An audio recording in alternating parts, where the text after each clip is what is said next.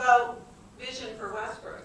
What's really interesting is that since I ran for office and since I took office, I've been researching a lot of what's available to me because, as I said, I don't want to start from scratch. When you're the mayor for 2 years. That's an awful quick period of time. I want to acknowledge good work and continue along the same path where good work has been done. So I searched through to see what's available for a mission or unifying voice for the city of Westbrook. And so we're going to talk about that in a minute. But first, a little bit about myself. I hate talking about myself, I really do. Some people know I have Westbrook roots. I wasn't born here. My father was in the Coast Guard, so we like to say I come from a family of 7, and we were born up and down the East Coast. I was born in North Carolina, but primarily have been here most of my life. Graduated from Westbrook schools. I'm a registered nurse, and it's always complicated to say, where do you work? Well, I'm the CEO for B&A Home Health and Hospice, but I'm also vice president at Mercy Health System of Maine. Technically, I'm employed by Mercy Health System. Mercy Health System is technically owned by a corporation called Catholic Health East. So it's really funny as I moved through this role, there's lots of talk about corporations and mega corporations, but really our world is changing, and most corporations are really part of larger corporations. Even what seems like a little small mom and pop is really, you can trace its roots, connected in many ways to a very large corporation. So I have a lot of experience with that. I served on the school board for more than 10 years and chaired that for many years. I had a pretty good sense of city government and impressions about needs and what have you. I serve on a number of boards and committees statewide, and I won't bore you with those. I am chairing right now the Cumberland District Public Health Council, which is a collaborative in Greater Portland. And there's a lot of overlap with the people that I work with there and what I'm doing now as the mayor. And I took office in January. Please remember that's only been 4 months. I'm exhausted. So, vision. This is what I found. It's really the only thing that I found in my research that really was clearly written and promoted for a mission or vision for the city of Westbrook. So I like it, but it came from the Strategic and Economic Development Summit, which was the culmination of a couple of years of work, and I think were any of you in this room part of that process? Anyone? A few hands? And that group came out with this vision. And our vision is that Westbrook continues to be an increasingly significant leader of community and economic development in southern Maine, where businesses and families flourish in a vibrant and unified community guided by an effective and responsive government. I think that's nice, and I think it speaks to our community, and that's really the vision that I've sort of been migrating to in my 4 short months. But really, the vision comes from our comprehensive plan, or for some of you in business, a strategic plan.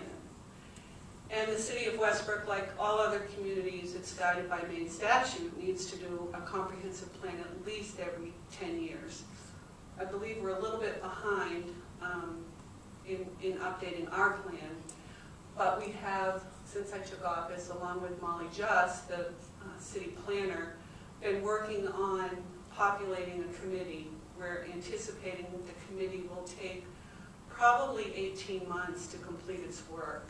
And we're looking for representation from large and small businesses, from community members across the community. We've asked people to apply to be on the committee.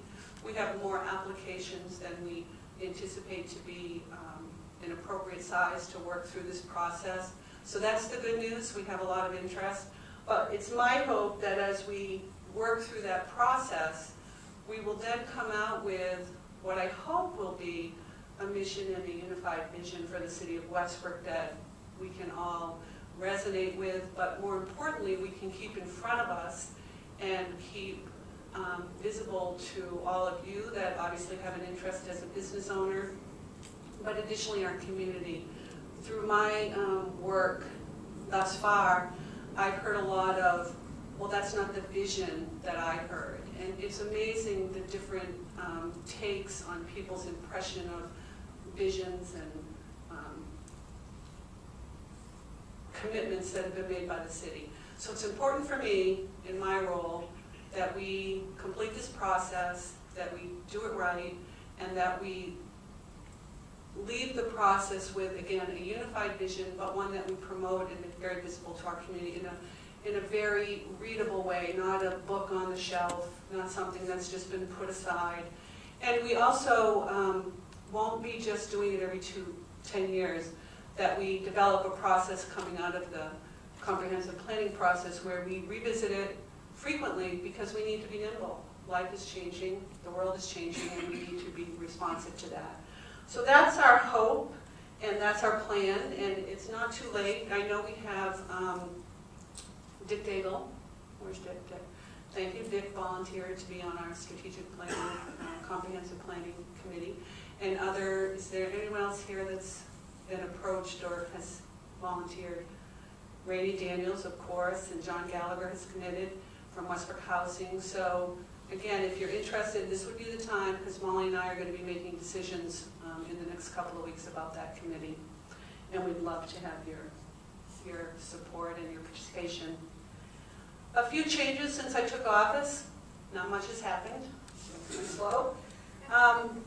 We got a lot of attention right after taking office for making some changes, and that was difficult. But I want to say, for those of you that don't know, that the city charter requires appointments to be made by the mayor on the first Monday of January.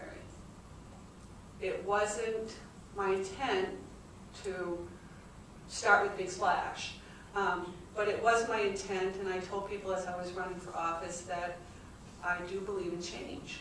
I embrace change. I think we need to be changing, and sometimes we need to change a little bit faster to keep pace.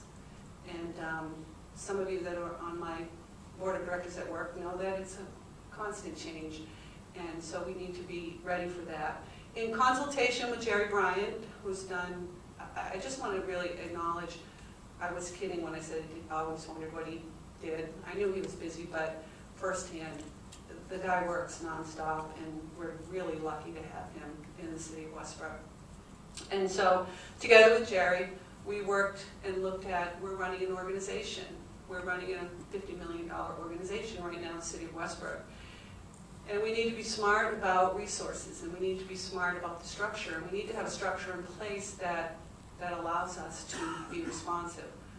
I can tell you there are still going to be changes ahead, because I'm not so sure we're completely organized the way we need to be in order to do what we need to do, and we'll be working on that through this year. But right off the bat, we've been talking about sharing financial planning with the school for a few years now. I think we're one of the first communities to do this. The reason I wanted to change up the financial, which was historically the director of financial, I think it was deputy finance director or something, it was my opinion and others, we haven't done such a great job planning, and we haven't done such a great job with capital planning. And we have lots of infrastructure across our great city.